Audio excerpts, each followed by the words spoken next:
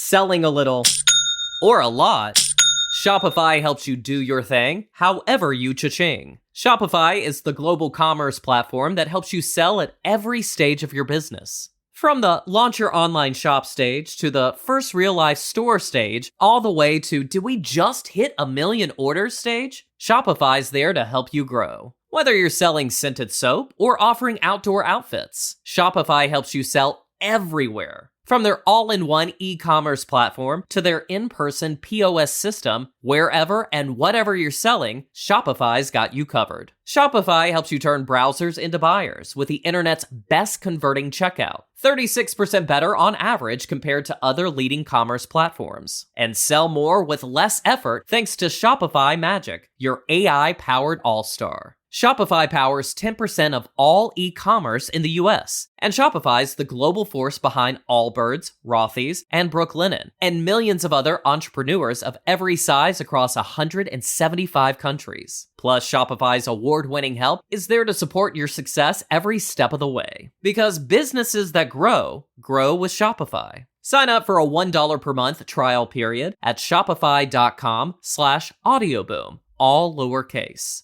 Go to shopify.com/audioboom now to grow your business no matter what stage you're in. Shopify.com/audioboom. Hello, I'm Wendy, and in the archives are shows with John Foster. He's an experiencer, multiple decades of experiences with UFO encounters, contact, and he's documented it. 3 books with detailed drawings, pictures, sites where things happen, so locations, the whole 9 yards. He's from Nebraska, and he also has contact with some of the people who were at the same time, the same experience, whether it was in contact inside a UFO or inside a craft or at a location on ground where they were all gathered. John has memories, they have memories, and they recognized each other. So that's one of the unusual elements of John's experience, his encounters. There's a documentary, he just told me, a documentary in the works. COVID might have put it on a setback, but the timeline for that, he doesn't know an out time at this point. However, it's in the works, and that will tell about his experiences. He also put me in contact with Fred Zewe, and Fred Zewe is the assistant director for Nebraska MUFON. Now, Fred is also an experiencer, and he's also talked to these other co-experiencers. There's finally more recognition and more of an acknowledgement that there's more to UFOs than just a nuts and bolts encounter or a sighting. People who have had contact, interaction, encounters also might have paranormal experiences that either are triggered by or have been in conjunction with a sighting. And that's what I wanted to talk more with Fred about, because he has some incredibly interesting, amazing, unusual, anomalous encounters to share. I first met John for the very first time. He kind of dropped his jaw and looking at me, and he said, "I remember seeing you on the craft with me." And I'm like, "What?"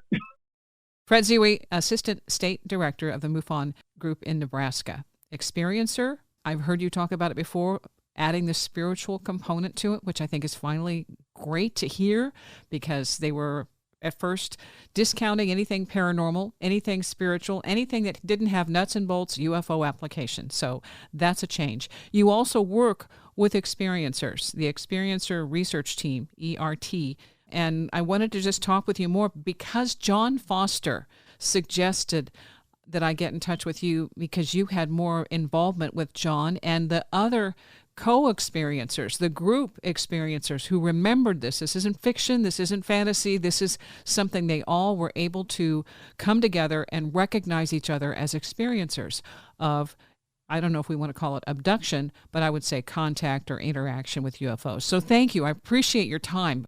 Give us some background on you to start out with. Hi, thanks, Wendy. And it's nice to meet you and all the in the connection with John and June Blair. Yeah, my background is grew up in Marshalltown, Iowa, small little town, great little town to grow up in. A blue-collar town of about 27,000. Catholic. I wasn't a Catholic, but my dad was Catholic. My mom was Lutheran. My mom won out on that bet, so I became a Lutheran. Yeah. Hey, Mom. Yeah. So that was kind of a strange anomaly there. But anyway, so went to high school and went to Iowa State in 1973. and graduated in 1976. Spent 2 years at Iowa State with a elementary education degree and with a math minor, and taught school in Ogden, Iowa for the next year, a fifth, sixth grade math teacher. I didn't make the money I wanted to make, so I aborted that. Yeah. that plan, and I just thought, I said, man, I just tired of reading books, and I just wanted something to do and wanted to work. I mentally fatigued about studies, so I got a job on the railroad, and I just worked physically, and that's something I wanted to be outdoors, and I worked 3 years on the railroad, and I said, well, let's just get back on the path of something better, and so I did. So I went to Iowa Western Community College and got an associate's degree in electronic technology, and graduated in June of 1982, and then eventually found a job and started work down in Greenville, Texas with E-Systems, which is a civilian contractor for the government. And they build and research and do maintenance and on the RC-135 aerospace aircraft for the United States Air Force, which I became a kind of electronic tech on board that plane, and stationed here at Offutt Air Force Base here in Bellevue, Nebraska. And I did that for 37 years. Flew around the world, and it was a lot of fun. When you were flying around, did this conversation come up? Did you talk with people at that time in your life who had UFO experiences? It kind of grew with me, like all through that early time after college. I ran into that girlfriend and got into religion.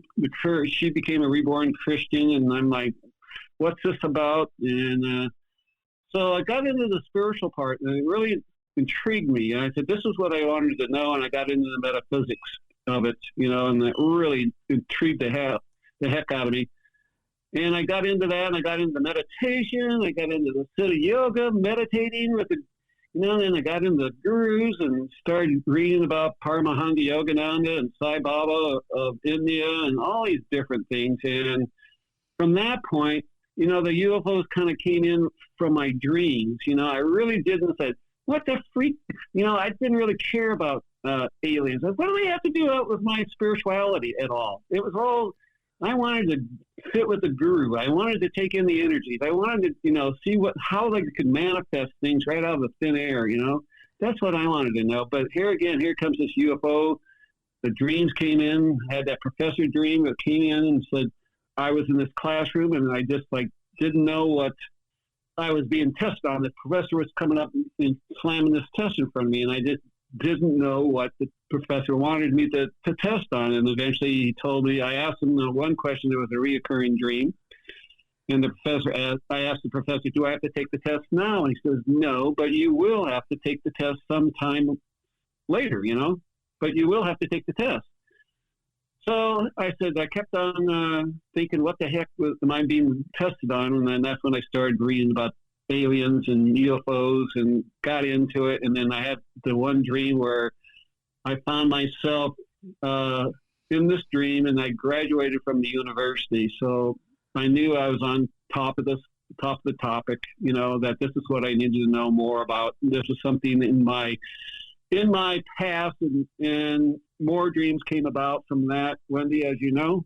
And that's when I had the big major dream where I saw in this dream these craft that came from my left moving across, and then I'm looking down in this valley where I saw these little villages that were lit up. It was kind of dark out, and these craft of every type.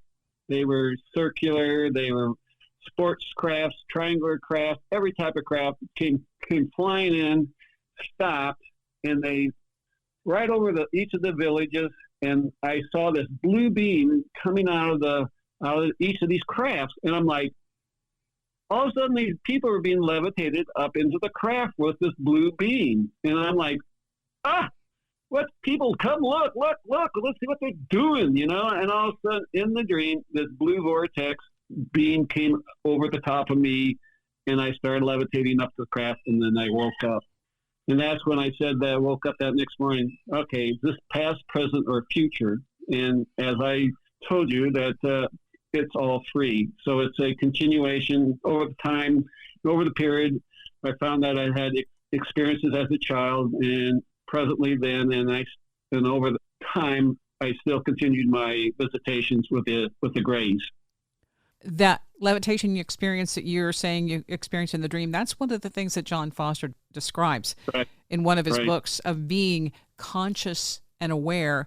And his wife, Annie, has no memory at all, but he did. Right. And so that's a real common experience that most people, a lot of people, seem to have some kind of screen memory. They're asleep. They completely forget it. Right. In my case, with my very first time, that was the dream that was showing me, again, when it's like, there must be dreams showing me what's going to happen, it's kind of premonition, and I'm like, then it would happen physically, and I was in Mildenhall, England with my wife, my former wife, Mary, and went to bed, and I woke up, and I was very, very consciously aware that I was levitating over my bed in Omaha, Nebraska, in my bedroom in the house I live here in Bellevue, Nebraska, really. I realized I'm out of body. I'm just in this blue vortex is spinning around and inside the entire bedroom. And I'm levitating, standing straight up over my bed. It's kind of showing you where I am. I'm not laying flat. I'm levitating up and down just like I'm standing over my bed, and the blue vortex is spinning in the room. And I'm like, I'm out of body, so let's have some fun. So I tried to fly through the wall, and I couldn't. I get so far, but I couldn't get through the wall all the way, and I kind of popped, and I'm in arm's reach of the wall, and I reached out and stuck my arm through the wall, which I could do, and I could feel the molecules of the wall merging with the molecules of my arm into the wall. And I thought, well, that's kind of cool. I can kind of feel the resistance, of the wall. And I'm right along where the blue vortex is at as well. And then I went over to the window, and I go, and I punched my arm through the window. And I was like, that's like, no wonder spirit likes to go through windows. It's much easier to go through the window than not. So then I thought that was an interesting little gig. And so I get pulled back in the center of the room, and up through the ceiling I go, and I lose consciousness after I got sucked up through the ceiling of the bedroom. Mm-hmm. And then I woke up, and I'm waking up back in Mildenhall, England. I mean, if that wasn't kind of a trick, why do I have memories of here I am in Mildenhall, England, and I wake up having a dream, very conscious again in my home in Bellevue, Nebraska, and then coming back and waking up in Mildenhall, England. So that was quite the trip. Mm-hmm. Yeah, that was the first one of the vortexes, and I must have had maybe a half a dozen other blue vortex dreams, and where I'd find myself awake in the vortex. And the last one I had of that was they were in such a big hurry to get me that my wife is in bed. I'm climbing in the bed. I just put my leg up into the bed, and I'm just about ready to lay, kind of crash into the bed. Well, they pulled me out of body. I came out through the back of my body and kind of fell down close to the floor, and I got pulled back up right up again, levitating over the bed. Mm-hmm. And I'm like pissed this time. I'm like, God. I said, I have all these vortex dreams, and again, I always get pulled up and going up through the ceiling. And I said, I'm pissed. I said, show your face. I want to know who you are, what's going on, all the typical questions. Very conscious, of what's going on, but I'm levitating over my bed. And again, I saw the blue vortex, and this time it spun extremely fast, and just like that, bam, up through the ceiling I went, and I woke back up later on, either the next morning, I can't remember, next morning or later that night, after the experience. Mm-hmm. But you did see them at one point.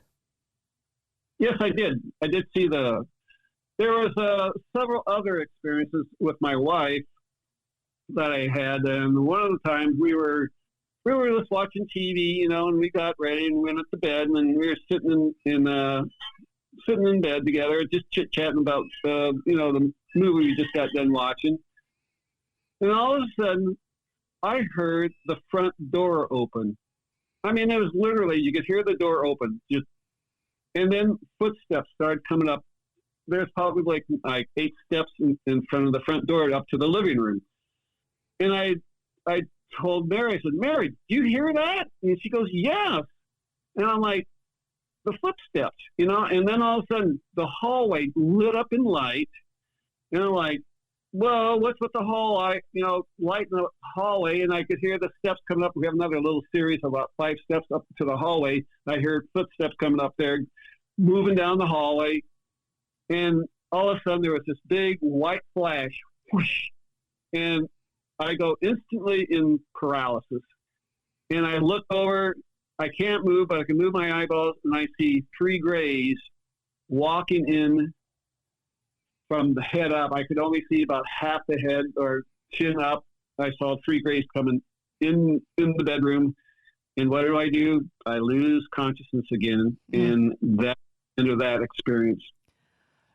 See, that's a frustrating part, because they keep you awake for so long, and then you're out and you have no idea. Do you have marks on your body afterwards?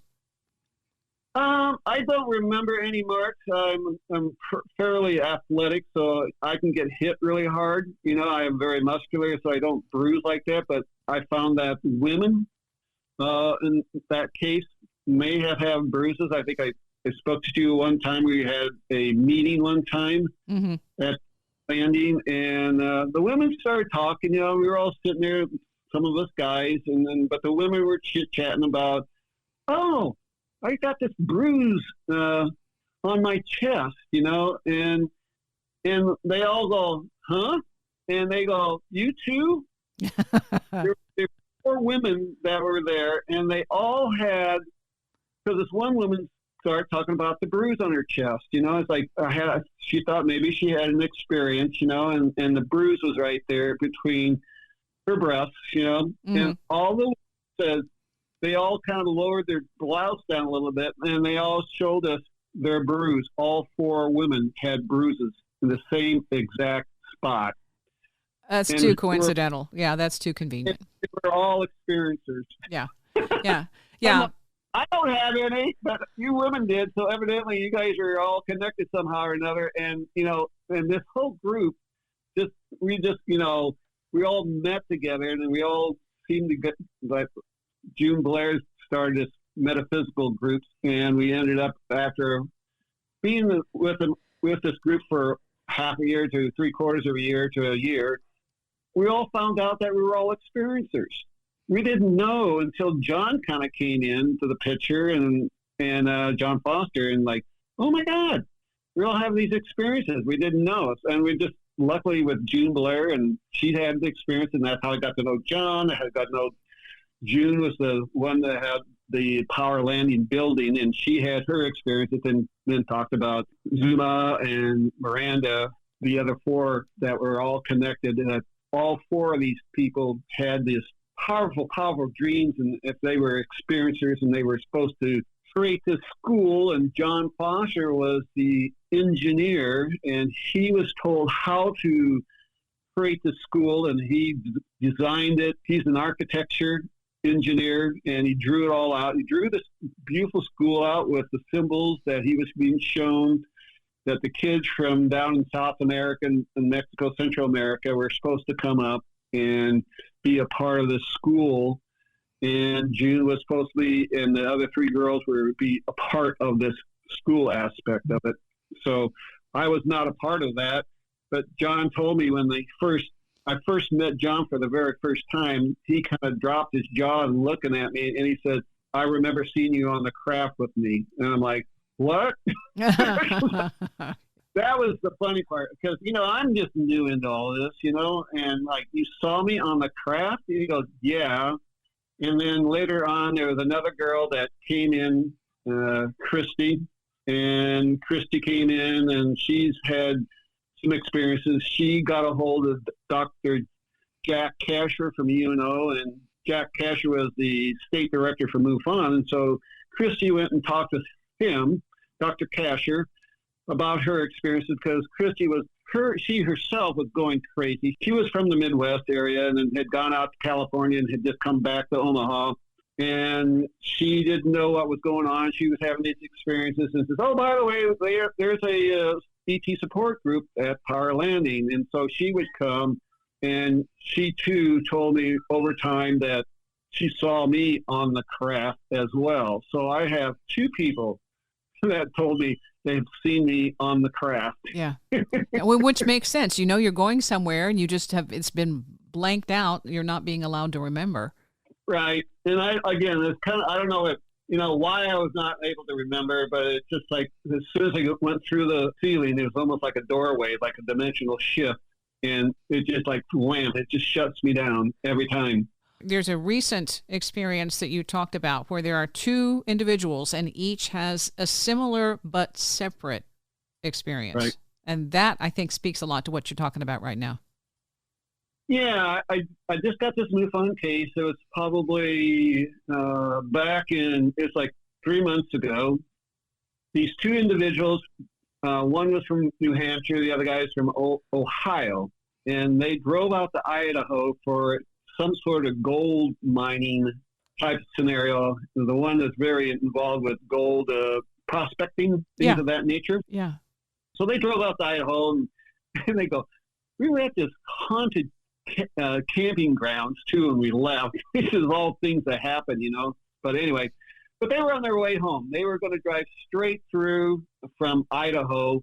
So they were driving through Nebraska. They had gotten to Lexington, and I've got these little time stamps from his receipts, his gas receipts, and he was at Lexington, and he's trying to get Joe, or there was Joe that was doing the driving, and this is like 3:23 in the morning that he's trying to wake up his buddy to do some driving, but he doesn't wake up. He's just like, he's shaking this guy, Rob, and then he's like, you can't get him to wake up, so he continues to drive. And as he continued to drive from Lexington, and then it was right around Kearney, Nebraska, that he said these bright lights. So he's driving eastbound on I-8, and he's driving, and he said these bright, really super bright lights came up behind him. And it was like this one light, and then all of a sudden this one light came up alongside his driver's side door. So he's looking out the window, and here's this bright light about the size of a baseball, or I should say a big, bright softball. And then it was just kind of matching and pacing him, and he kind of like, what's this crazy light doing, And then he said he slowed down and then sped up, and each time he slowed down, this light would match and pace him at the same speed. And then this light went down into the medium, and there was another light that joined up, and he didn't remember it until later on. He says he recanted his story a little bit. He says, Fred, I just remember another part of it. There was when the light went down into the medium, he said there was another light that joined it, and they intertwined, and they kind of spun together, and they swirled around, and then the one light came back up to the car. And again, he said the light stayed there for about a minute, just right alongside the car on his passenger side. And I said, how far away from me? He says, just right out, like 5 feet from the car, right there. And I'm like, really? And he goes, yeah.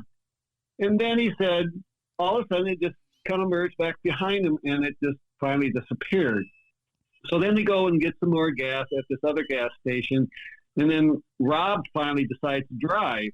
But then Joe tells me from the point of the sighting of the light, he says, I don't really remember a whole heck of a lot between the time of the incident and when we got gas again, and Joe took over driving. So then Joe takes off driving, and Joe says that Rob takes over the driving and says Joe went back in the driver or passenger seat of the truck and fell instantly to sleep. And so he starts driving, and some 15 minutes later, 20 minutes later, well, he said he spots this light in the distance. It's to the southeast of him, so he's still going east. And he looks out up this farmyard, and then there's a very bright light by this farm. Well, and it was stationary. And that was the interesting thing. This light was very stationary, but it was very bright, caught his attention. So as he's driving up towards the light, then all of a sudden this light just comes streaking down towards him. And again, this light came right up against the passenger side door of him. So it's just like out on the medium of the road on the east side. It's on the passenger side of the door, or the light was on the passenger. He says it's the size of a basketball, and the core is much brighter, like 4 times brighter, about the size of a softball. So the outer light's like a basketball, and the inside of the light is maybe more like a softball, but it was much, much brighter than the outside of the light. It too would just kind of maintain pace and so forth for a couple of minutes, So for about 3 minutes, you see this light out in the distance, and then all of a sudden this light comes up, follows him on the right-hand side of the truck, on the passenger side.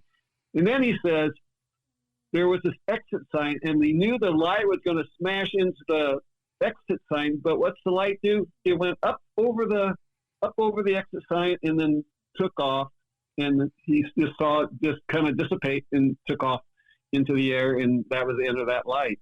That was the recent case that we had. But then with Joe, I asked him the one question I always ask is, have you had any strange dreams? And he said, after the event, he goes, well, yeah, I did. So when I got back home to New Hampshire, fell asleep, that night, I had a dream where the light was, again, right alongside the car that I saw. It was very much like, what really happened. And then he said, then the next thing you know, I found the light in front of me. And he says, I didn't stop. I drove right into the light.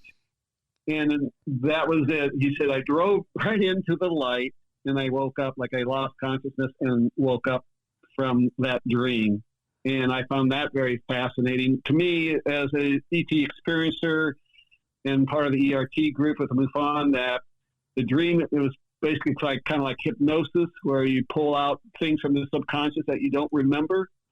And for me, it's like that was telling of that there was more to the experience, and that's why he doesn't remember very much after the time of the experience. They're kind of like still in a quasi trance state, just driving down the road, and then not being able to wake up Joe to drive for him, or wake up Rob to drive for him, because he needed to have his own experience. And then Joe falls asleep, and then Rob now is driving, and he has his own experience. So that's why you kind of isolate the two guys out and have experiences for both of these guys. So that was a really strange case.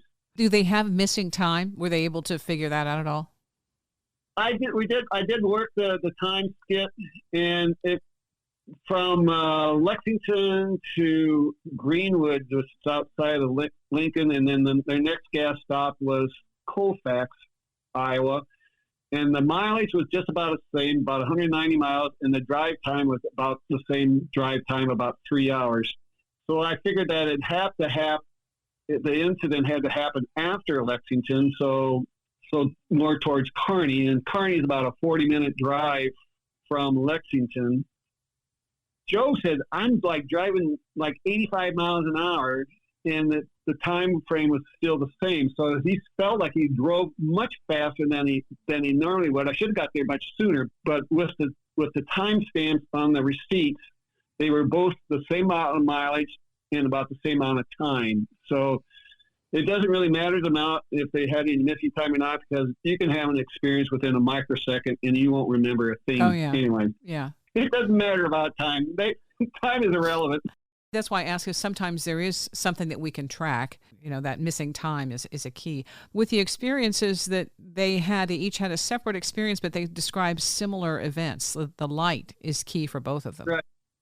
Yes, it is very similar, and the interesting thing about Joe, I was like, okay. And so I always get a little bit of history about him. Of course, they graduated high school, and he went into the Air Force and worked as a mechanic for the B-52s and the KC-135s, which is a gas plane, but then he tells me, 1991, I had electrical shock, and I got knocked out. I mean, I got hit. I felt like I had a near-death experience. And then he has to retire early because of the shock that he got, he got electrocuted, Yeah. And then I heard about Rob, he says, well, I was kind of into the drugs as a kid, He said, yeah, did the mushrooms, did the LSD. So both of these people. So here I found out through near-death experiencers, they have a tendency of having in the normal population. There's like 3 to maybe 5 to maybe 10% of the people who've had ET experiences are those, maybe 5 to 10%. But of near-death experiences, it's almost 50% have had ET experiences, or crack and things of that nature. So there's a high percentage of people who've had like a near-death experience or electrocution, that scenario. And then, of course, with the drugs, with Rob, with the LSD, it opens up the quantum realm. I kind of like say it opens up lowers the field a little bit, the veil, I should say, and that they are able to experience other experiences, what we call disassociation, and being able to go into an altered state of consciousness. They just kind of got together and we're good friends, and then I guess it's Rob that he has a website on gold pandering and things of that nature, and they got to know each other, and then Joe agreed to help drive him out to Idaho. So that's how they got together. Fred Zewe is the Assistant State Director of MUFON in Nebraska. A quick break.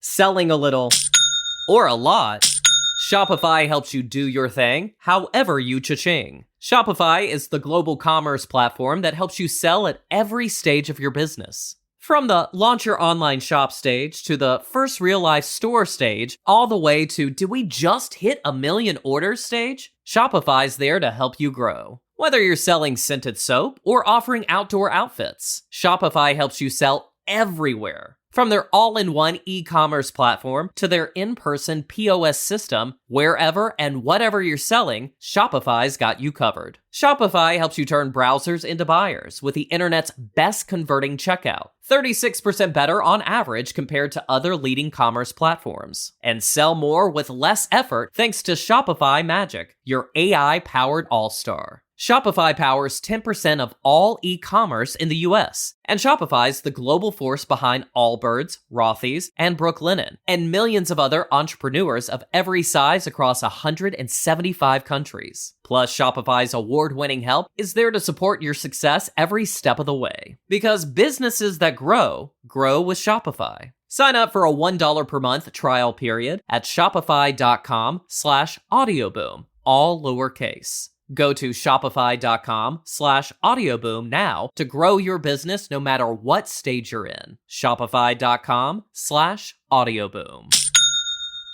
Are you struggling to lose weight and keep it off? Tired of wasting time and money on starvation diets that lead to more frustration and stress? If there was a weight loss solution that could actually work for you, would you try it? Then head to Golo.com. I'm Steve. I lost 138 pounds in 9 months on Golo. I'm Amber. I've lost 128 pounds with Golo. If you're ready to take back control of your life, head to Golo.com now and see how Golo can work for you. That's Golo.com. My sleep is way better. My inflammation has gone way down. Golo saved my life. I was way overweight. That's what sent me down the path. I wanted to make sure and live for my kid. I have literally tried everything. I was on the verge of getting gastric bypass surgery, and I saw the Golo commercial, and it was the last thing I tried because it worked. Join over 2 million people who found a better way to lose weight with Golo. Your healthier and happier life begins at Golo.com. That's Golo.com. Again, Golo.com. My shows with John Foster are in the archives, also one with his daughter. So I connected with Fred because as an experiencer, he's able to provide more context with the UFO encounter experience. When you have an NDE or even an OBE, you have a shift in consciousness. And some people, it's a profound experience where their whole life just goes on a completely different trajectory. Right. And I found out that Joe is very heart-centered, and he goes to this church, and he's helped numerous people from his church, even with monetary things. He'll find people out and talk with them and tries to help them. And he's got a big, big heart, and it was really easy to talk with with Joe and Rob both, you know. And you can tell that they were high vibers, you know, even though they're not deeply into the metaphysical stuff. They just had big hearts, Yeah. you know. Yeah. And it does, like you said, it does shift their consciousness to one of more loving intent, you know. And they were just, you know, they're just like, you know, when I talk to them now, they're like brothers, you know, like, hey, what are you doing, Joe? What are you doing, Rob? You know, it's almost like they're great friends of mine now. So yeah. Definitely. One of the things I heard in regard to Betty and Barney Hill, why were they being studied? And there was one account that said because they were studying love, a love relationship between two people. I thought that was fascinating. Hey, guess what? Here's another synchronicity. Joe, he said, I live a mile away from the Betty and Barney Hill, and he grew up with that aspect. Wow. And he said, oh yeah, Fred. Oh, one night when I was about 11 years old, I was out sky watching, and all of a sudden, here comes this huge triangular craft. It darkened the stars out, and I could see this craft come by. And then he said, it scared the kajeebies out of me. I ran home, and when I just about ready to go see my house, the next house to their house, there was the roof was flashing, like blinking. And like, what? He said, yeah, the house was blinking, like there was a light above it, like sending it down. And like, why would it be flashing, Joe? He said, I don't know, but I just was scared the crap out of me. So here he had this experience as a kid of seeing this triangular craft, you know, and things of that nature. So it not only makes sense that he's had this other experience with the lights. And sometimes I find that experiencers that don't have the ET component, you know, of that type, that they will have these sightings, you know, sightings of the craft, sightings of as a child in the orbs and things like that, because they haven't gone spiritually into themselves more so to pick it up internally through a dream of something. So Joe had that dream of the light, but he has no understanding that what that meant. For me, it was definitely another part of his experience that he doesn't remember. Yeah. Yeah. Well, and you've had some pretty intense experiences too that were spiritual. What was the most, I mean, for you, what was the one that really made you decide to go a different direction with your life? Well, that was the one when it was kind of like the dark night of the soul with Carolyn Mace. You know, I read her books, you know, and things of that nature. And I found out through her and her books that I finally identified it as that's what I went through. Right after college, I was teaching school, and I ran into a gal, and the synchronicity was almost craziness, you know. And I was working on the railroad at the time. I had completely started working on the railroad, and I met this gal in this experience where synchronicity, again, it's, if you're on a spiritual path, you will see how synchronicity plays completely. And I felt like over the next few years, I was like a puppet, like a marionette. And it was just like showing me like, okay, you're going to do this now. And now you're going to meet this girl. And then this is going to happen. And then blah, blah, blah, blah. And I'm like, okay, you just kind of throw your hands up. I'm like, okay, just show me what's going on. Cause I was so messed up. I didn't know who to date after this one. Well, the one gal, was working for the railroad, and we were in and around Ames, Iowa, and of course, this is where I went to school, and I knew a bunch of friends of mine that were at this deli, and I went to the deli to find out because I wanted to find a place to live and just have a room, and because I was working a lot of hours with the railroad on this rail gang. And so I went into the Dugan's Deli there in Ames, and sure enough, there's a few of my old schoolmates drinking some beers and having a sandwich. And I said, hey, wouldn't have to know anybody has a room open, you know? And he said, Fred, you're in luck. One of my roommates just left. And I said, you can have his room. And I said, you're kidding me. He said, no. He said, just today. And I said, great. I said, where's it at? He said, over on Hayward Street, and he gave me the address and said, I'll be over there tomorrow. So soon enough, I went over there that next day. And I walked in, and one of the guys living there, there's another guy that lived there, so it's a fairly nice house. And he said, hey, there's like 7 girls living next door. I said, you're kidding me. He says, really? I said, well, that's kind of cool, and I said, it's like wanting to date the next door neighbor, the girl next door, that story. And then sure enough, well, a month had passed because I was working. I was getting up at 5:30 in the morning and getting home around 8:30, 9 o'clock, 10 o'clock at night, So I was working a lot of hours. And so I had asked these 2 friends on the railroad to go out and say, hey, why don't you stay over at my place and we'll just go out drinking tonight. So they did. So we went out drinking. Sure enough, we went to this one bar. There weren't all that many people there. And it's like 10:30 at night. And I walked up to the bar, sat at the bar on a bar stool. And about, 15 minutes later, these 2 girls walked up and sat right beside me. And I said, this never happens to you and all of all things happening, and I'm like, this is kind of strange.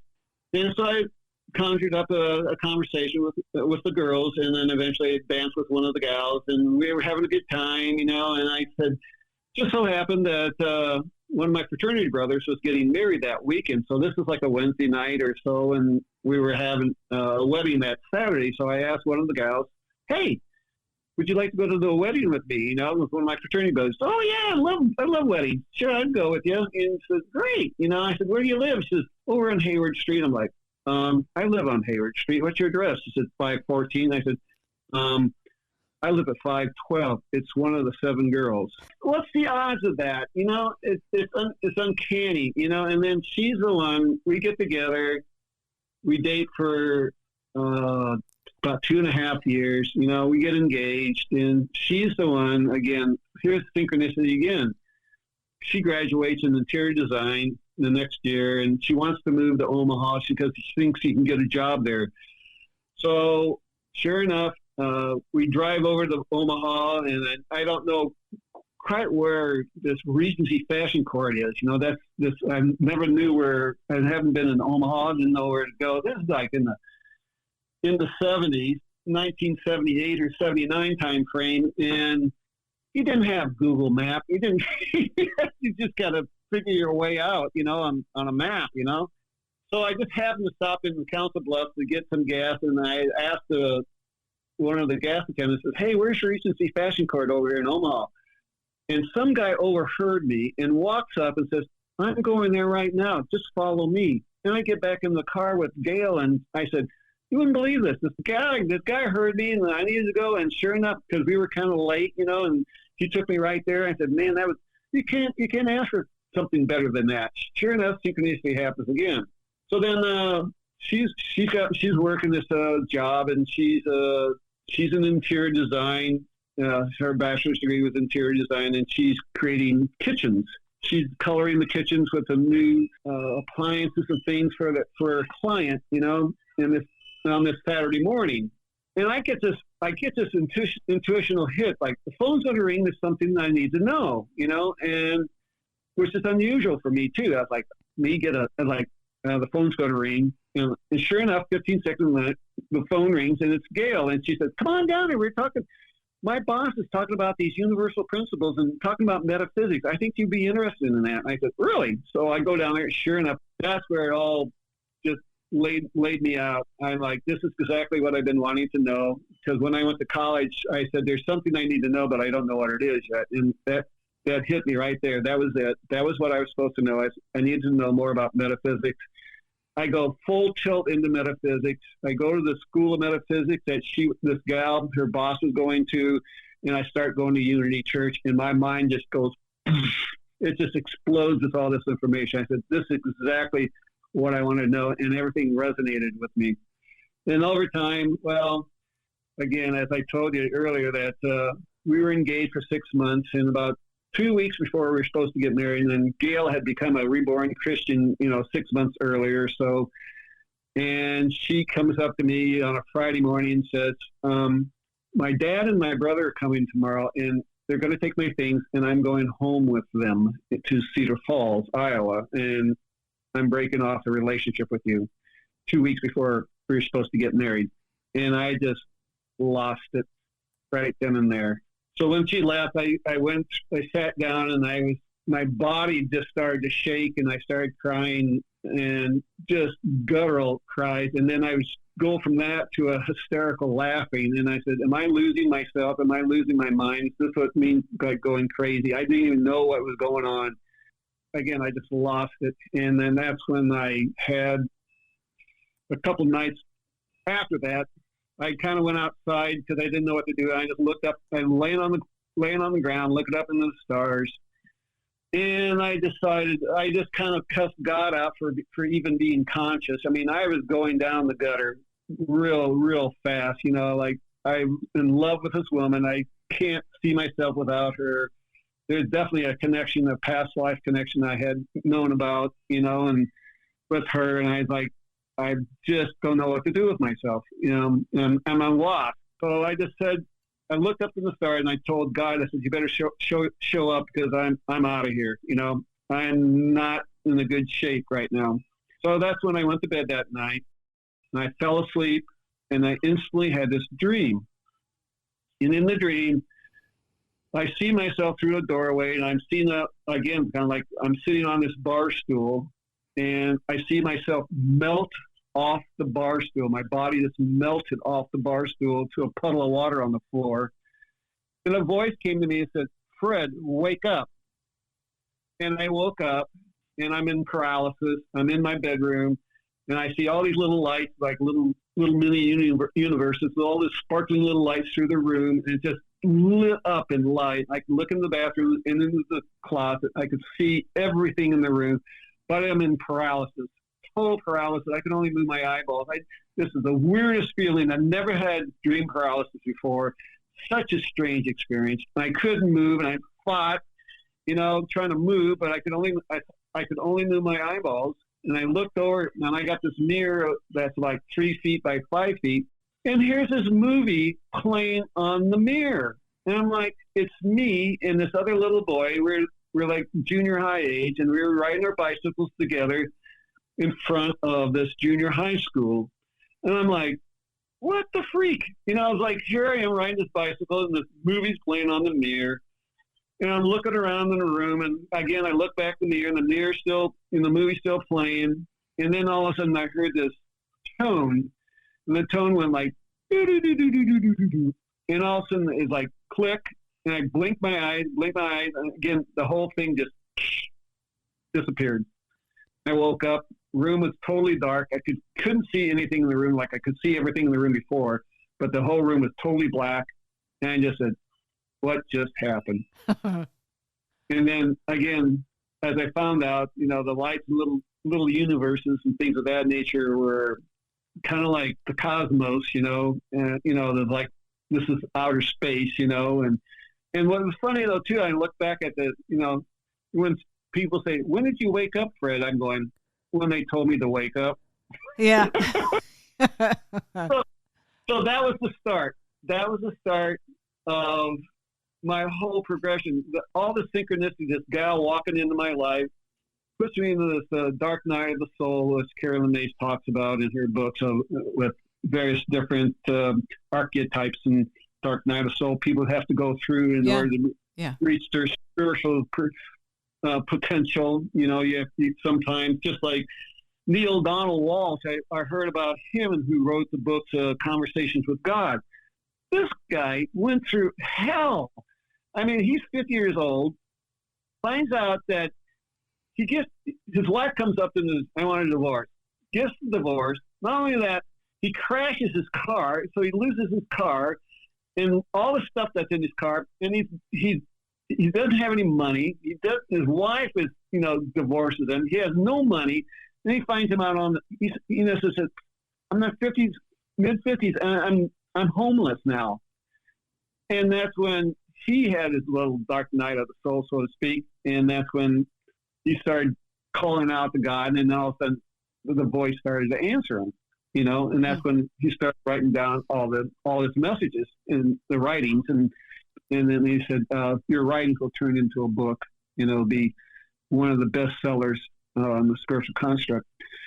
So then here I am, you know, I'm having my little gig, and every week for the next 4 or 5 weeks, I would have the same type of dream. I have another dream, and I'd, have another wake up, and I'd be in paralysis again.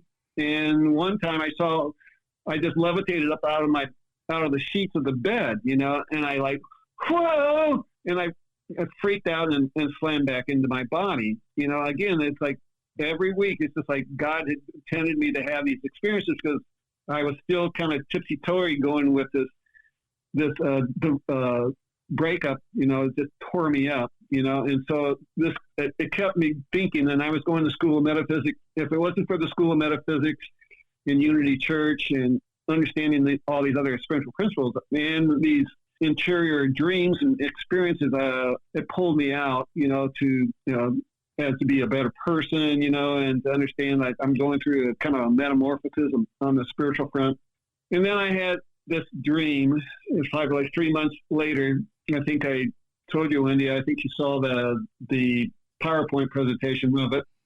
In the dream, I find myself in this room, and it's dark, and I'm putting my hands up on the wall because I can't find where I'm going. So I'm going along the wall, and then all of a sudden here's this mirror, and it had two candelabras on each side of the mirror, but I don't remember seeing any candles, but there's two candelabras on this mirror.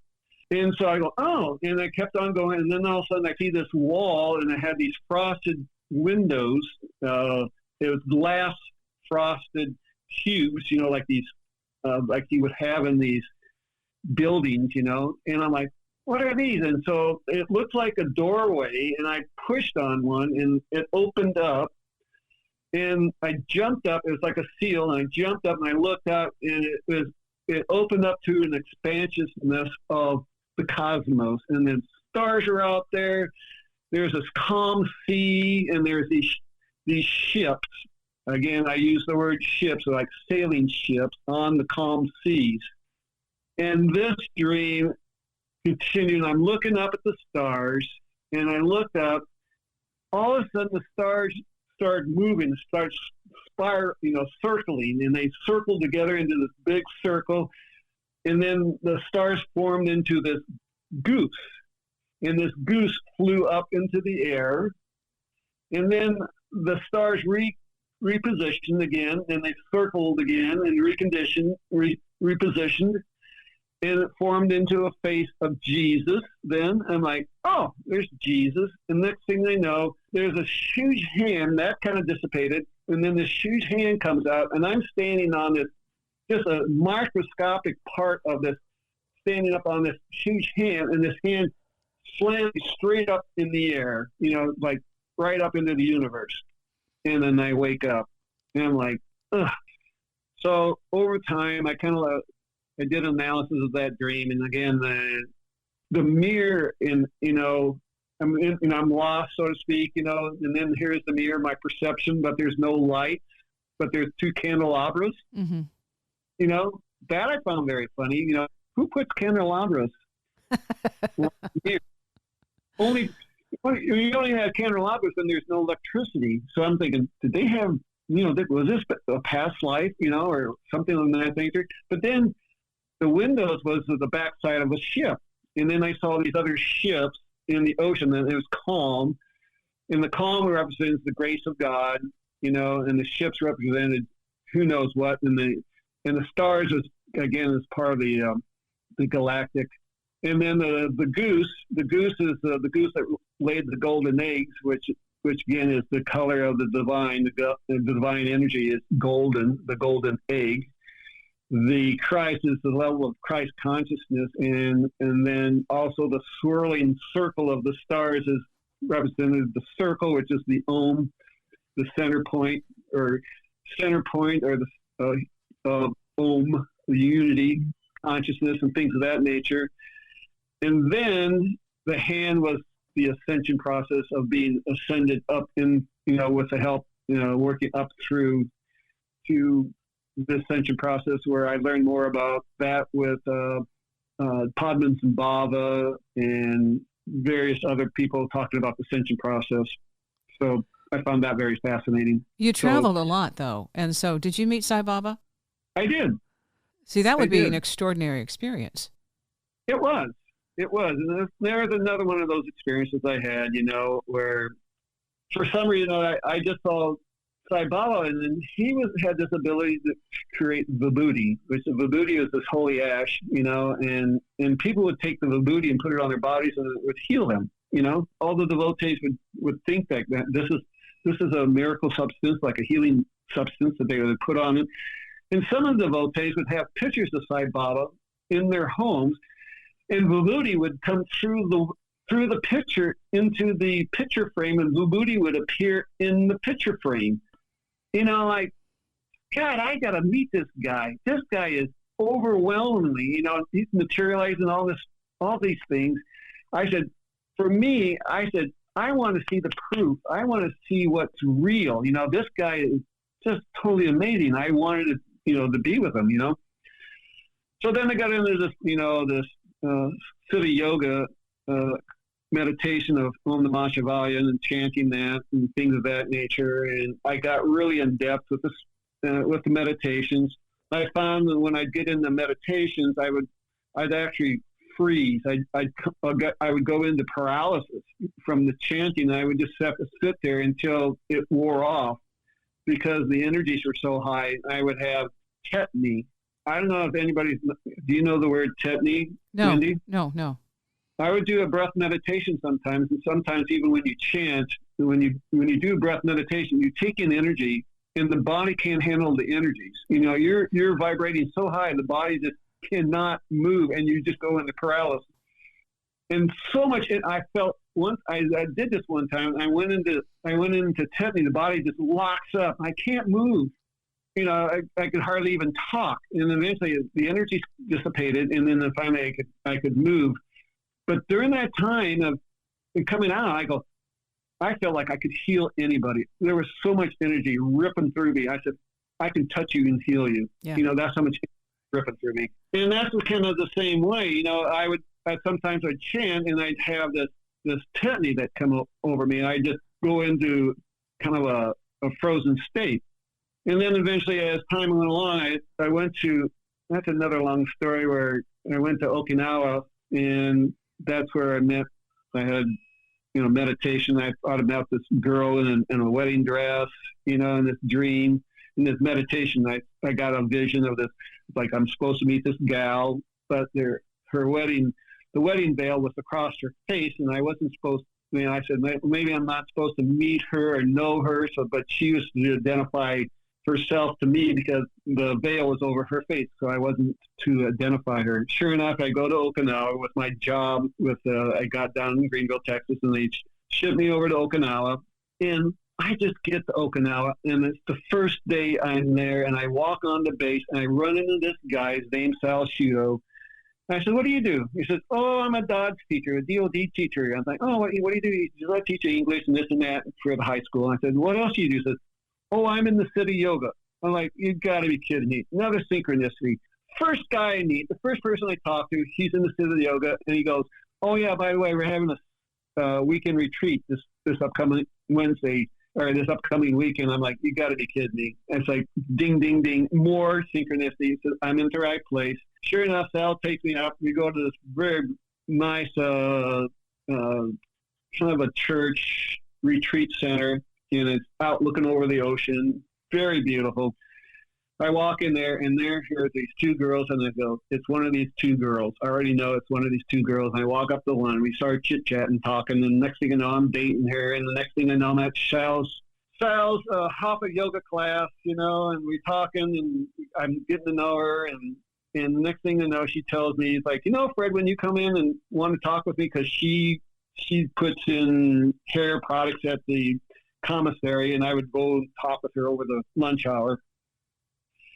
She says, sometimes I'd see you before you see me, and I'd run in the back of the back shop, I'm like, why would you do that? She says, because I had a series of 4 dreams before you came, Fred. And before you came, I had these 4 dreams, and in the dreams, you were in them. In the last dream I saw that I had of the 4 dreams were that we were to get married.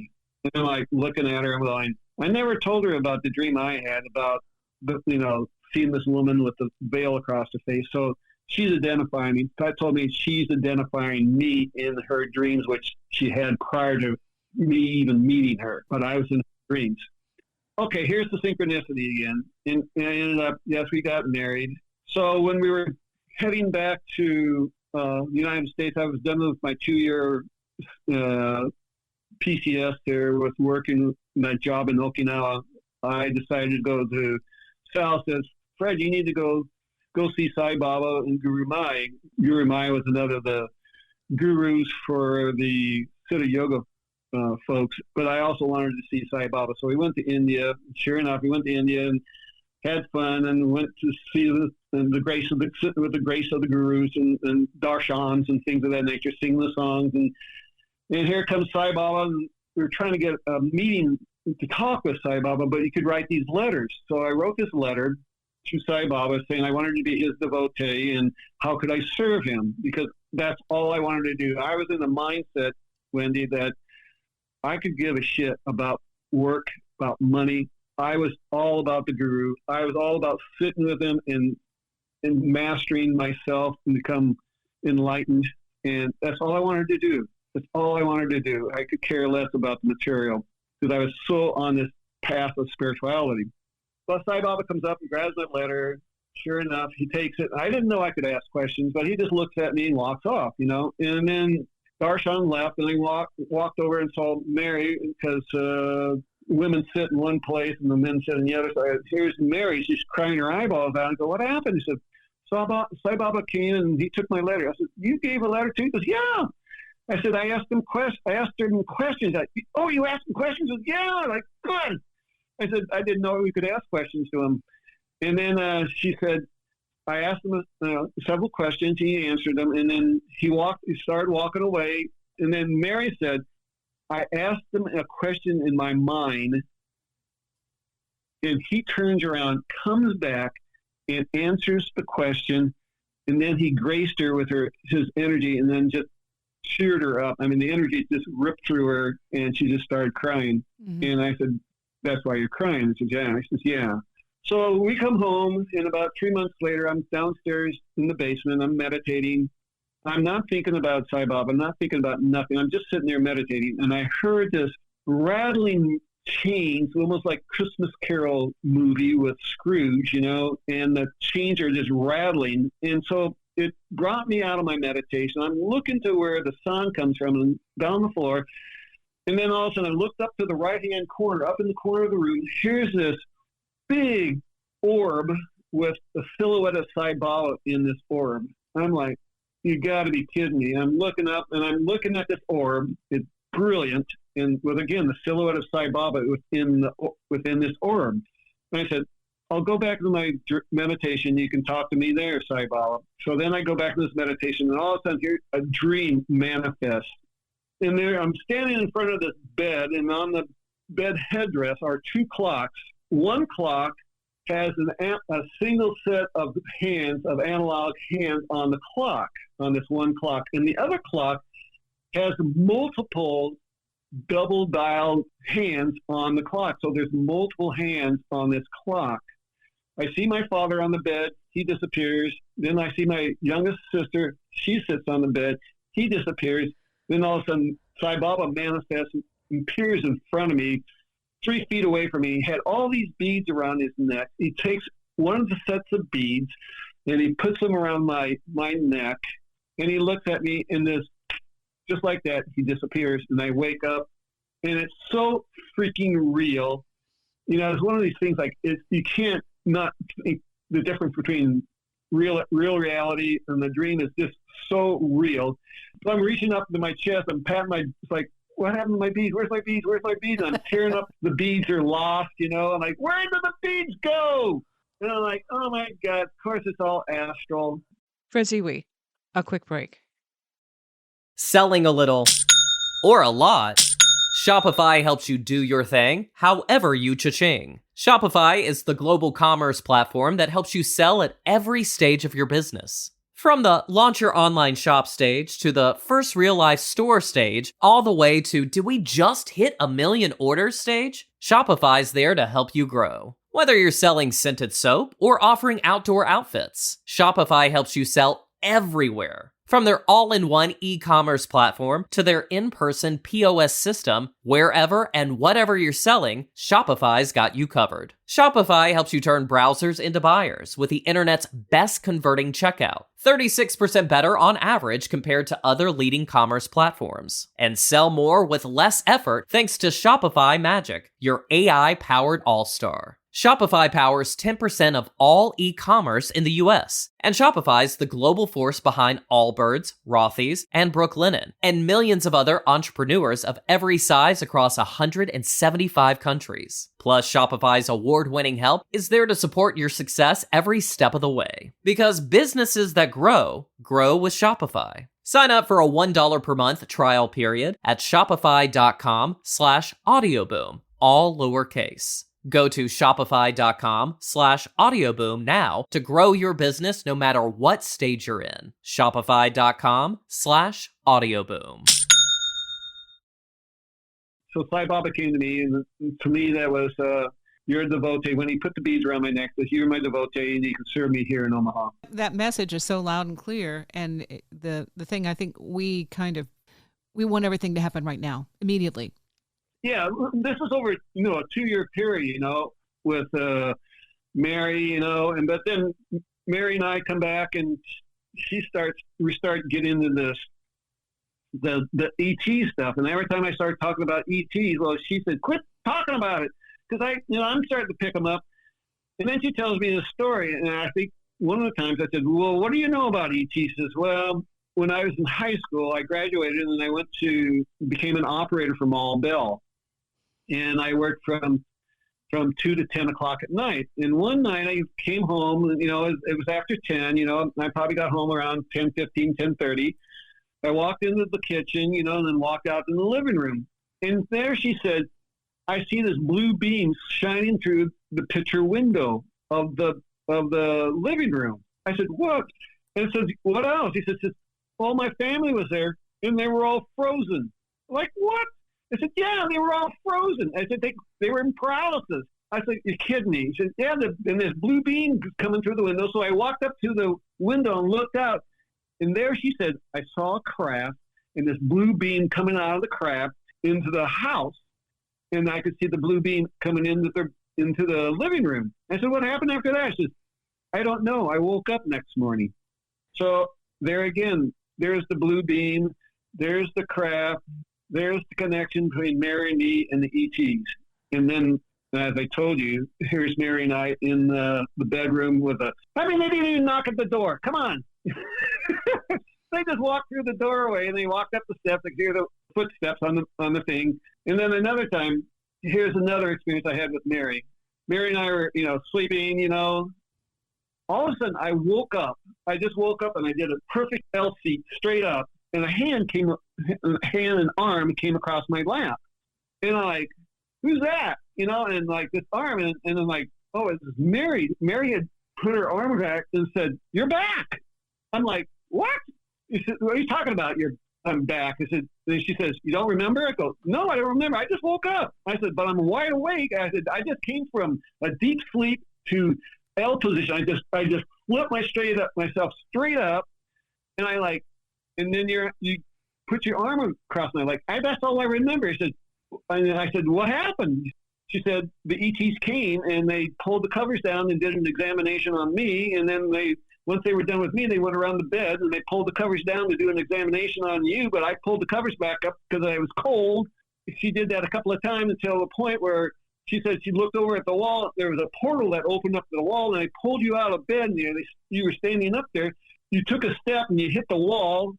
And then they moved you over a foot, and then you took another step, and you went through the portal, and you were gone. And then the ETs went down with it through the portal, and then she said she ran over to see the portal and then could look down. And there I was on the gurney, and the Greys were standing around the gurney.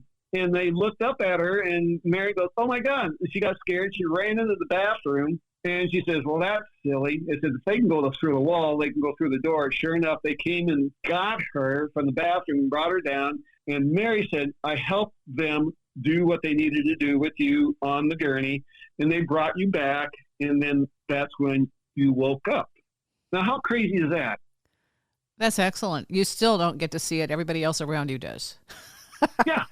But she is very great. She has a lot of other memories, that she was able to counter. And another one of her experiences was we're downstairs, and she's kind of picking a fight with me. I said, "Why are you argumentative with me?" She says, "I'm getting this message that I'm supposed to go sleep in the other bedroom." I said, "Well, why?" He says, "I don't know. They just want me to sleep in the other bedroom." Again, this is kind of like the Joe and Rob thing, Yes. separate. So then Mary go upstairs. So, "Well, do you want to sleep with me?" She says, "Of course I want to sleep with you." So we jump into bed. I'm pretty tired. I'm about ready to fall asleep. And all of a sudden, 10 minutes later, Mary gets up out of the bed and goes to the other bedroom. I said, evidently that's where she needs to go. So she knows that the ETs need to do something with her or whatever. I fall back asleep, and all of a sudden I wake up, and Mary's screaming my name, "Fred, Fred, Fred!" And I'm like, I'm in paralysis. I can't move. I cannot move. And all of a sudden there was like a switch, and the switch was thrown, and all of a sudden my body's like, poof, I could move now. So I get up and walk over to the bedroom. Mary goes, "Didn't you hear me screaming your name?" I go, "Yeah, I did, but I'm in paralysis. I can't move. Evidently that's why they wanted you in the other room." I said, "What happened?"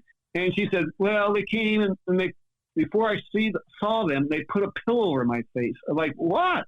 Why did they put a pillow over your face?" She said, "I did ask them that." And I said, "What was the answer?" And she said, "I would rebuke them if I saw them." Yeah. So evidently they didn't want to sabotage the experience with her freaking out, seeing these, could have been, mantis type beings or whatever beings, Yeah. But then she said, well, they were there, and then they moved something across my body every so often. I could feel that there was something like their hand or object of some sort was moved across my body, and I could feel the energies coming in. And every time they do that, it's like they were wiping clean and energizing, and I would go up in vibration and feel all this wonderful energy, like things were being purged out of my body, like there was a healing thing taking place, a psychic healing of some sort. And that's what happened. And then they disappeared, and she was, screaming my name to come, and that was her experience. That was another one of her experiences that took place here at the house, So another one of those things where you necessarily don't have to be there, but they will lock you down. And that was the same case. There was a couple in our power landing group, and they too had a screen memory. This was Frank and Linda. They had just moved into town to Bellevue, went to a movie theater and watched the movie. And while they were driving home, they would take a left to go home. Well, Frank said, "I heard a voice in my head, take a right. It's faster that way." So Frank just said, "Okay," since he didn't know the town all that, takes a right and drives up, parks his car in this parking lot. And Frank and Linda said, "Oh, look at here. This is like in latter part of February, so it's kind of still winter here." They see this chain link fence, and there's a swimming pool. And the chain link fence was, kind of created a swimming pool scenario where they could take, like a public pool. So they're seeing the swimming pool with a chain link fence around it, which is like, it says, "Well, we can bring our kids here." It's like, look at here, And so they said, "Oh, that's cool." And they sat and talked for a while, and then they drove. They left there and drove back down to their house. Well, the summer came, and Linda grabbed the kids and even grabbed the neighbor kids and threw them in the station wagon, and they drove out to where she felt the swimming pool was, a public pool there. She couldn't find it. She says, "I knew exactly where we went, and where we went to go see where the pool, but the pool wasn't there." And so just so happened the policeman is driving by, and she jumps out of the car and stops the cop and says, "Where's the swimming pool at?" Says, "Ma'am, there's not one here, but there's one down about a mile down the road, but it's not here." Says, "I saw one here once before, and said, "Nope, it's not here." Linda later on calls Frank, and so Frank and Linda that night drive over again to the same spot. There's no swimming pool. What happened is, I just so happened, again, synchronicity happened. I'm down with Linda and Frank and at a UFO symposium, and here's Dr. Richard Boylan, who is a certified therapist and clinical psychologist, and he does hypnosis regression work for experiencers. So here I'm in, at Village Inn. I'm sitting straight across the table from Dr. Boylan. And I said, Dr. Boylan, he says, you're not into this because of regression work for abductees if you haven't had your own experiences. Is that correct? He said, that's correct. I have had my own experiences. I said, I've got a couple, and I think it's a screen memory. Would you like to work with this couple? I would really, really like you to have them work with you. And he said, oh, absolutely. He had no qualms about it. Tell them to come down 9 o'clock next morning, and I'll do a regression work. Sure enough, Frank and Linda drive to Lincoln that next day for our conference, and at 9 o'clock, Dr. Boylan does a hypnosis regression work with them. So here I am, I walked in, and Linda and Frank are walking down the stairs, and Frank's eyes are like bugged out. He said, Fred, you won't believe it. Guess what the swimming pool was? He said, it was the craft. And the craft, and I said, where were you? He said, in the car. I was in paralysis. Linda was levitated. The ETs came out, the Greys came out, levitated Linda out of the car into the craft. And then Linda has this blood disorder for birthing, and they fixed the blood disorder and brought her back. And she said, I saw them come back, and they floated her right back into the car, right in the seat, and that's the story. And so the same thing with mine. And Frank gave me a book or a magazine of an article about a couple that had same type of experience of me with the trees, and the trees again was the craft. My screen memory of the trees was the craft. And so for them, it was the swimming pool was the craft and the ETs coming out and doing their thing. So that was the very strange thing about it, Yeah. I don't know if I talked about the trees, and feeling the sense of feeling lost and driving down the gravel road. Did I talk about that yet? You haven't talked about it with me. Okay. That was in 1974 in July, where I came over and was working with my roommate, Tom, and we were remodeling our room so we could stay in our room in our fraternity house. And he says he has this bright idea to go to Rhinebeck, Iowa, which is like an hour and a half drive from where we were, to go to this Rocky Mountain oyster feed. There was a street dance, and Tom and I go, well, we're young college kids, to say, hey, let's go have a road trip and go drink some beer and meet some girls. And so as college kids would, I jumped in the car and I drove up. The street dance, being a little small town, it closed down early around midnight. And so after midnight, I started driving back home. It's an hour and a half drive. And as I was driving, I know these roads because these roads are close to my hometown, and things of that nature. And all of a sudden I felt this really strange feeling like I was lost. I'm driving, feeling lost. Next thing I know, I'm like, I'm driving north, and I need to be driving south and southwest to go back to Ames, Iowa. So it's an hour and a half drive. So I said, all right, it's dark, it's late, I'm going to take the next road. So I take the next road. I don't care if it's gravel or not. So I get on this gravel road, and I'm like, which I didn't want to be on this gravel road, but I'm taking it anyway. So I'm driving down this gravel road, and all of a sudden, again, I feel this energy kind of coming over the car. I see this vision, and it's a T intersection sign, and I'm like beating down this gravel road like 50 miles an hour, and I know I'm going to crash into the ditch where the T intersection was, and I'm really, really close. I slam on the brakes. That's the first thing I did, slam on the brakes because I knew I was going to crash. And the car does a perfect slide, and it does this perfect 90-degree turn. It slides, and you have to remember, the gravel roads are crown-based. And when you slide on a gravel road, you usually slide off the road. You don't stay, and you don't turn. If you do turn, then you slide into the ditch. But my car does a perfect 90-degree slide and stops. And I'm looking over, and here we see these two huge cottonwood trees had fallen across the road. And I asked Tom, I said, Tom, did you see the T intersection sign? He says, no, but I'm glad you did. So I said, you're seeing the trees, right? He says, yeah. And I am so close. I'm like a foot away from these trees. I can't even open up my door to get out the driver's side door. I'm so close. I can't even open the door. And Tom and I were looking there. I'm like, what the heck? So I'm thinking, divine intervention. Why did I see the the T intersection sign, and I stopped and perfectly, and everything just happens just by happenstance that everything's okay. And so I put it in reverse, and I back and forth until I was able to go out the way I came. And classic case of abduction scenario. Tom and I never said another word the rest of that night. What I do remember is when I got to the fraternity house, I did my other hour and a half drive back to Ames, Iowa, I heard the birds chirping. And I really didn't think about that, so I went to bed, and that was it. Tom and I never ever in our lifetime have ever talked about it, and Tom's deceased now. And I did ask Tom several times about this incident. He would never talk to me. If I chased him down, he'd walk away. Said, I don't want to talk about it.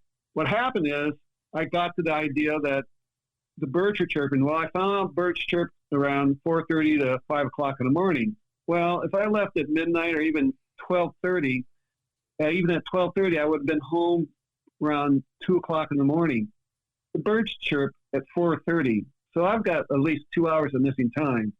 So then that's when I found out from Frank and Linda saying that it was a screen memory, that the trees were actually the craft, as I found out, and again, the trees are huge. Not just one tree, but two trees. And why the vision? Why did I get the vision? Why did I feel the sense of being lost? The whole scene was orchestrated by the ETs, driving home, probably even Tom picking up this Rocky Mountain oyster feed. I didn't know anything about it. In fact, the only reason I went to Rhinebeck is because I had a cousin that lived in Rhinebeck, Iowa, because I thought, well, maybe I can meet her there, talk to her, I had several cousins. That's the only reason I went to Rhinebeck, because I knew the town. This whole scenario, it's classic, you got the vision, everything, you got energy coming over the car, two trees across. Again, the trees were not real. It's the craft. Yeah. Just like the school for Frank and Linda, the swimming pool that they saw was the craft. And who knows what happened. I proved 2 hours of missing time with this scenario. And that's just another one of those scenarios that you kind of proves that you had an experience. There are questions I saw on the Spaced Out Radio. You did two segments with them, and anybody who wants to watch to find out more about you, check out Spaced Out Radio YouTube. And the other thing about that, though, is questions saying, do you have a website? Because you also talk about helping people who are experiencers work with this kind of stuff. So how do they connect with you?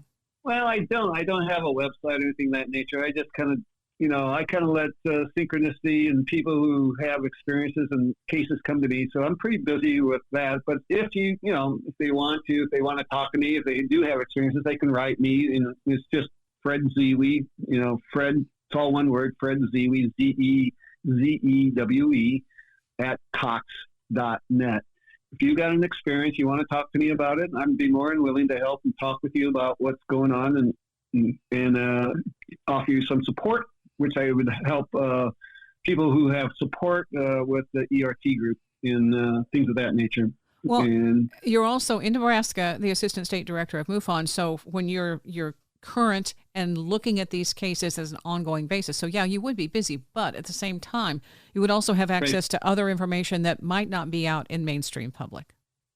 Yes, that's a highly potential, but I have my own experiences. I have my own understanding. I've read lots of spiritual books and things of that nature. So, and I get into, I think a lot of the ufology too, people, they're coming into consciousness too. Grant Cameron, he was a big ufologist for 40 years. He had experience and it changed his whole life, just by having that one experience. It's like threw the nuts and bolts away, and everything's about consciousness. Everything is about consciousness. And so that's why I said it's really kind of nice. I went the spiritual route first and then got into ufology. But it's all interconnected. It's all about the quantum. I tell a lot of the, experiencers that, these ETs are here for our understanding. It's for us to understand that we live in a multiverse, multi-dimensional realities. And by going to sleep, we can actually, a lot of our dreams too become very lucid, and we go to multi-dimensional levels, and we just don't remember.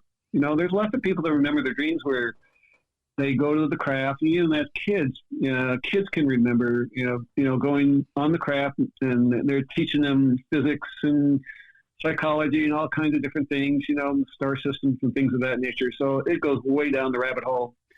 And, and then I think Mary Rodwell, if you want to look that up on YouTube, Mary Rodwell is an excellent young woman from Australia. She does a lot with a lot of the crystal children and things of that nature. And there's another gal named Lily Nova Starseed, which is a gal I just met about a month ago down in Kansas City, down in Springfield, Missouri, where we had a conference, the UNX conference there with Margie Kay, and she has a program every Friday night. It's UNX Media, and she has a Friday night show at 6:00 on Central Standard Time. She talks with ufologists, abductees, paranormal, Sasquatch, Bigfoot, all kinds of different things. So that's another source that you can go out and find information on. So I find that she's very, very nice, and just a lot of YouTubes, things of that nature. But yeah, it's been a lot of fun. And one of my other cases I had from the ERT was a young man, but he's older now. He's 58. He had experiences all his life, but he never talked about them. But then he found out he had brain bleeds. I never heard of that phenomena. Where I said, "What is that?" He said, "Well, I bleed from the brain." I said, "Really? And what did he do?" He said, "Well, they put these bleed blockers on. They put like little blocks on them." And I said, "Really?" And he goes, "Yeah." And when I was talking to him, I said, "There's something wrong with you. What are you doing?" He says, "I'm shaking." And I said, "Oh." I said, "Well, what we're dealing with is you're having a tough time because your logical man can't handle what you're dealing with, And his name was James. And James was from Salt Lake area, and he was adopted, but his adopted family were Mormons, but they were not really practicing Mormons, but he himself took on to religion as an LDS Mormon. But he had never talked to anybody, and this is the first time he was able to talk to him. He was able to talk to his wife about him, but I was talking to him. I said, "Well, what you're doing, you're shattering a bunch of belief patterns. I'm telling you, they're real, and you're not willing to accept it. So that's rigidity, and you're just fighting it, and you're shaking because of the rigidity." And I said, even so, I said, "Well, where do you?" I said, "I don't know anything about these brain bleeds. How did you bleed?" And he said, "I bleed through my nose sinuses." I'm like, "Oh." I said, "Really?" He said, "Yeah." I said, "Well, it could be. It's a possibility. Maybe you had an implant placed within your nose, and they broke through the brain barrier and caused it to bleed. And now you're trying to do it physically on the material to stop the bleeding." I said, "If I were you, I'd call out the ETs and say, 'Hey, you did this. You need to heal me.'" Yeah. So I said, "You really need to work on it." But the thing is, this guy was a 13-degree black belt in karate. I said, "You could take these guys out." He said, "Yeah, I know. I go into paralysis and I can't do anything." I said, "Well, that's because you're fearful of them." I said, "If you pull your energies back and be okay with it and get in a calm state, you would have all your faculties." And I said, "What you do, you're freaking out. You can't freak out." I said, "You're a 13th-degree black belt. You know that. You're supposed to be calm and collective, calm and confident. You're supposed to be able to do that in any sense if you know what you're right." So as I got done talking with him, 4 days later, he called me back and said, "Fred, I had a dream." I said, "What happened?" He said, "Well, I had a dream. I was outside and I looked up into the stars and I see this V-shaped craft," and he drew it. He drew this V-shaped craft, and he sent it back to me. He sent it to me, and I looked at it. I thought, "Man, this is huge. This is a huge ship." He says, "Yeah. So what happened after that?" He says, "Well, I found myself on the ship, and then this 7-8 foot being, and it was a woman, and kind of like had a lady's head, but it was more grayish type of body though, but a human head. And she came up to James and says, "We're going to have sex." And of course, James says, "I'm married." "No, we're not." And then he lost consciousness. So I said, "Well, James," I said, "that something probably happened, behind that, where that's why you lost consciousness, because you didn't want to deal with it, but you need to pick yourself up a little bit more." And I got a hit that this guy's in with the secret space program.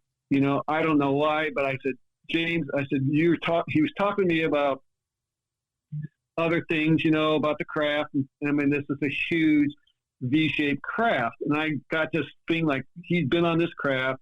It's not an alien craft, but it could be this secret space program thing. So I sent him a text message with this video describing and offering insights to the secret space program, like Corey Good and Captain K and various different people of that nature. Tony Rodriguez, Jason Rice, Randy Kramer, Emery Smith, and then, of course, there's Bill Tompkins with Creighton. He created the craft.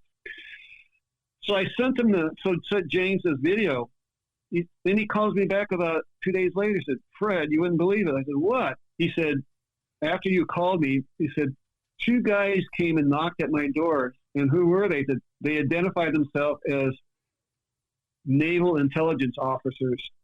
And I said, "Really?" He said, "Yeah." I said, "I was in the Navy for a short time." And I said, "These 2 naval officers came and knocked at my door." And I said, and the first question they asked me was, "What do you know is on the backside of the moon?" I said, "That's kind of a peculiar question, James." And that I told him, I said, "Did you pick up my email or my text message?" He goes, "No, I didn't." "Yeah." I said, "Well, I'll give you a clue. If you don't want to know about it, then don't read it, just delete it." And he told the officers, I don't know what you're talking about. So I think the officers knew that he was picking up memories and things like that nature about the craft and our talks, through our messaging and our audio conversations. We talked several times for over 3 or 4 hours a piece. And I think that they picked up on it, and that maybe he's starting to pick up his memories. And so they came and knocked at his door as to find out if he knew anything more about the secret space program, and that what he knew, it was on the backside of the moon. And they asked him another question, which I can't remember, but it was another one of those strange questions. It sounds like code, like a trigger. Yeah, but I think they came to tell him, like, "We don't want you to know anymore. Right. So stop. Shut up." It was a red flag. It was blatantly shut up and don't talk anymore. Threat, and he basically did. So between the brain bleeds and all that other stuff, he appreciated what I had to say. And he said, I actually said, "You know what, James?" I said, "Somebody else is supposed to do this case, but we're able to." And I was given that case. He says, and I think I knew enough, and that's the reason why I got the cases, to tell you what you needed to know. Yeah. And so everything was in fine order on that aspect too. So I mean, it's the strangest things that happen now. I mean, and that's why I say I kind of just sit here and people come to me now. It's like that for my information and things of that nature, and they're guided, they're guided. Yes. Right place, right Absolutely. time. Okay, I'm going to have to let you go, but that is why they say, how far down the rabbit hole do you want to go? And once you take that step, you don't go back. So be prepared. You can't go back. That's the problem. You can't go. You can't. You just hide your own energy again. You got to. So you got to be bold. You got to. This is all part of the part of your awakening. It's become illuminated and becoming self-empowered. It's all about the self-empowerment. And not to be fearful, but to work with these understandings and change your belief patterns a little bit. And work with it and become highly spiritual. Yeah. Recommended. more adept at understanding your own consciousness. And I think when you do that, then the right doors open and you are prepared a lot. I think it's a more coherent awakening instead of just a slap in the face. Right. Because the people like the brain bleed, or other people who've had heart attacks and who've had other health issues, because it was so far beyond anything they could in some way integrate that it just blew them up, So that's part of it. Creating the dis-ease within the physical, causing the ailments. Correct. And then just freaking out and not dealing with it. It's like James is shaking, and having severe headaches. And that was another thing. He had severe headaches and the shaking, not knowing what's going on. Well, the more you know, guess what? You can start controlling your own reality then after that. Hey, Fred, thank you. I appreciate your time and the information you've given a ton all across the board, from screen memories to UFO to abduction to consciousness, Sai Baba. And I will put some links in the description for the show to the videos that you're involved in too. So thank you. Thank you. Thank you, Wendy. Appreciate it. A UFO encounter often accompanies a consciousness shift, and it changes the way you think about reality. Thanks for listening. Selling a little or a lot, Shopify helps you do your thing, however you cha-ching. Shopify is the global commerce platform that helps you sell at every stage of your business. From the launch your online shop stage to the first real life store stage, all the way to did we just hit 1 million orders stage? Shopify's there to help you grow. Whether you're selling scented soap or offering outdoor outfits, Shopify helps you sell everywhere. From their all-in-one e-commerce platform to their in-person POS system, wherever and whatever you're selling, Shopify's got you covered. Shopify helps you turn browsers into buyers with the internet's best converting checkout, 36% better on average compared to other leading commerce platforms. And sell more with less effort thanks to Shopify Magic, your AI-powered all-star. Shopify powers 10% of all e-commerce in the US, and Shopify's the global force behind Allbirds, Rothy's, and Brooklinen, and millions of other entrepreneurs of every size across 175 countries. Plus, Shopify's award-winning help is there to support your success every step of the way. Because businesses that grow, grow with Shopify. Sign up for a $1 per month trial period at shopify.com/audioboom, all lowercase.